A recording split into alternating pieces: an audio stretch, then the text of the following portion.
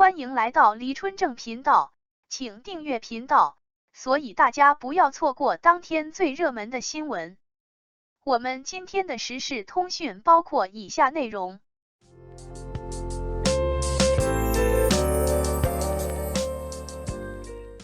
王一博超60%营收占比背后，乐华娱乐的喜与忧。在娱乐圈这个充满星光与变数的大舞台上，明星的吸金能力往往是大家关注的焦点之一。今天咱们就来聊聊乐华娱乐旗下的王一博，这可是个了不起的年轻人。他在乐华娱乐的营收方面占据着举足轻重的地位，个人贡献收入长期超过 60%， 在2024年的时候，这个占比更是进一步扩大，在公司营收和成本方面都几乎占据了半壁江山。从2020年到2022年4月30日，他为乐华带来的收入可高达 10.83 亿元，2024年乐华娱乐营收 7.65 亿元，他也是贡献了大头，招股书也显示近 40% 的收入由他个人贡献。这就像是一艘大船上，他是那最强劲的动力员，带着乐华娱乐这艘大船在娱乐圈的商海中破浪前行。王一博能有这样的成绩可不是凭空而来的，他在演艺界的表现那可真是相当亮眼。他主演的影视作品一部接一部，每一部都有独特的风格和深刻的内涵。从13岁当练习生开始学习跳舞到凌晨1、2点、2、3点，10年他是进取一步一个脚印走到今天顶流位置。从追风者中的魏若来满屏书生气，正义感满满，到无名中的叶密，心思缜密杀伐果断，王一博一人千面演绎出了不同的人物底色。他不仅仅是在表演，更是将自己融入到角色当中，让观众看到了一个鲜活的人物形象。他的这种敬业精神和扎实的演技，吸引了无数的粉丝和观众，自然也为他带来了超高的人气和众多商业机会。然而，就在王一博成为乐华娱乐的营收支柱的时候，事情却悄悄地发生了一些变化。乐华娱乐这种高度依赖单一艺人的营收模式就像是一把双刃剑，在带来巨大收益的同时，也隐藏着巨大的风险。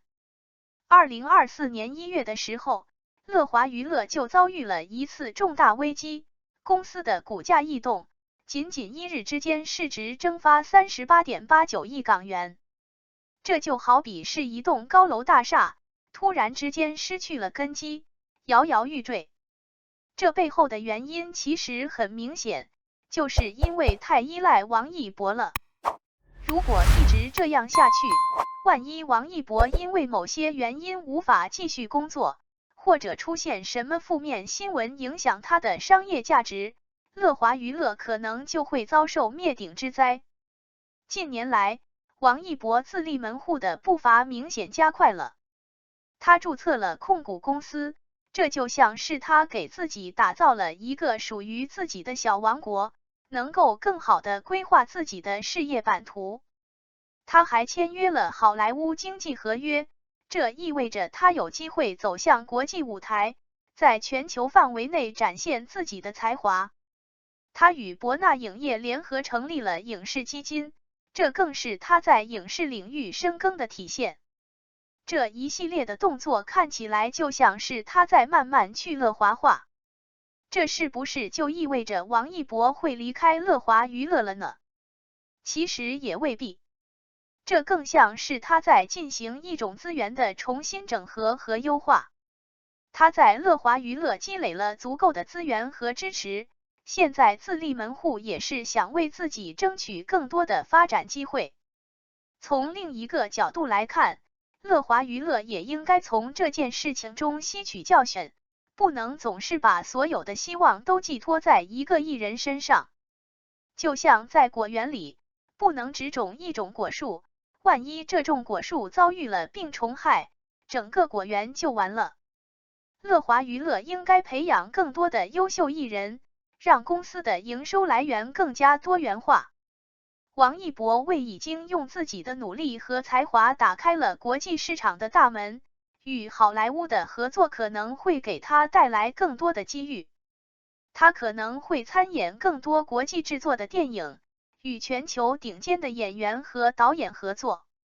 而且他在国内的知名度也不低，随着他在影视领域的进一步深耕，说不定能创造出更多优秀的影视作品。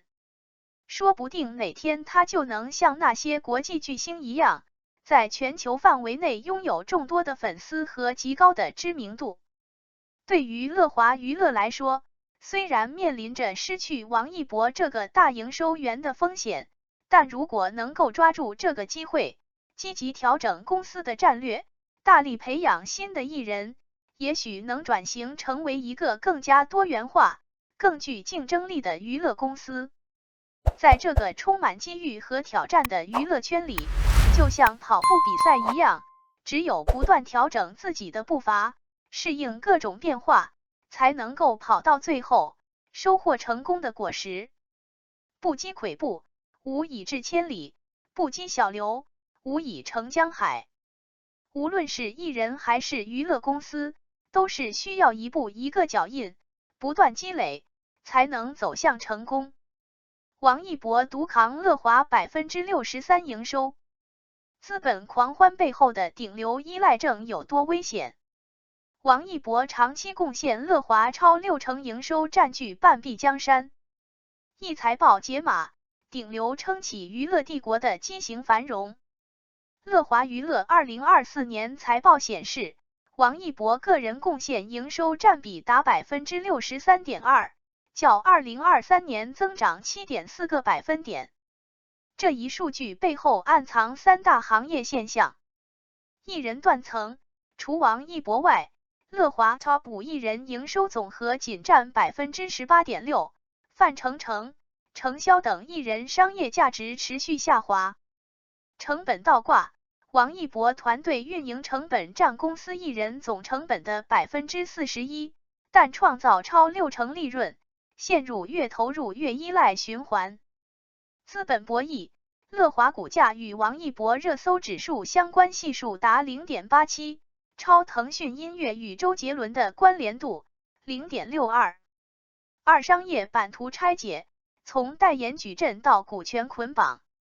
领域王一博贡献值行业均值。品牌代言18个，全品类代言占乐华总代言数 52%， 顶流艺人平均占比 28%。影视投资主演剧集拉动乐华影视收入增长 217%， 行业头部艺人拉动均值 94%。股权投资持有乐华子公司艺博文化 30% 股份，艺人持股比例普遍低于 10%。三行业镜像，中国偶像经济的冰火两重天。风险案例：2023年蔡徐坤塌房事件致爱豆世纪估值缩水 42%， 印证顶流依赖模式脆弱性。突围样本：瓦基基蛙通过 X9 少年团加毛不易加虚拟偶像三线布局，将头部艺人营收占比控制在 37%。资本预警：摩根士丹利将乐华评级从买入下调至持有，直言王一博风险权重过高。四风险沙盘推演，弱顶流失效的多米诺效应。短期冲击，机构测算王一博合约到期2026年将导致乐华市值蒸发超50亿。中层塌陷，乐华训练生选拔通过率从2019年 0.7% 降至2024年 3.2%， 造血能力退化。生态失衡，公司2023年研发投入仅占营收 1.2%， 远低于韩国 SM 娱乐的 8.9%。五互动话题，艺人就义思 vs 风险均摊，哪种模式更健康？投票，你认为娱乐公司该不该过度依赖单个顶流？评论区福利，点赞最高前3名送乐华家族演唱会门票。感谢您观看视频。如果您觉得本时事通讯有用，请不要忘记点赞、评论和订阅。祝您生活愉快，充满活力！再见。